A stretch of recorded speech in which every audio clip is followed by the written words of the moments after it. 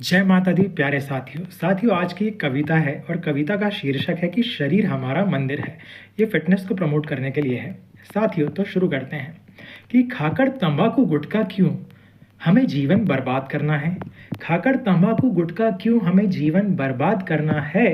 यह तन उपहार है ईश्वर का, हमें कृतज्ञता सहित इसे आबाद करना है। क्यों उड़ाकर सिगरेट के नशीले धुएं हमें जल्दी जल्दी उड़ जाना है। क्यों उड़ाकर सिगरेट के नशीले धुएं हमें जल्दी जल्दी उड़ जाना है। छल्ले बना तो रहे हैं हम, लेकिन फेफड़ों को सड़ जाना है।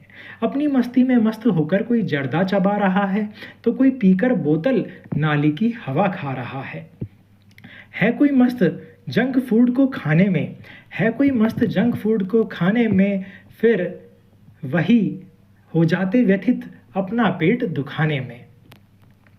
आखिर हम ऐसा क्यों करते हैं, जानते सब कुछ है तब भी आहें भरते हैं। आखिर हम ऐसा क्यों करते हैं, जानते हैं सब तब भी आहें भरते हैं। शायद स्पष्टता से हम अनजान है, इसलिए लाचार और नादान है। तन स्वस्थ है तो साथी है परिवारजन हमारे, जिसकी देह ना हो बस में वह बोझ बन जाता है। यह देखना है तो झांको थोड़ा इस दुनिया में, ऐसे लोगों के लिए दुख रोज का साथ बन जाता है स्वस्थ शरीर तो पति भी प्यारा लगता है, जिसका तन नहीं है बस में वो बेचारा लगता है। करो खोज कभी क्यों तलाक बढ़ रहे हैं, समझना होगा तुम्हें क्यों मन चालाक बढ़ रहे हैं।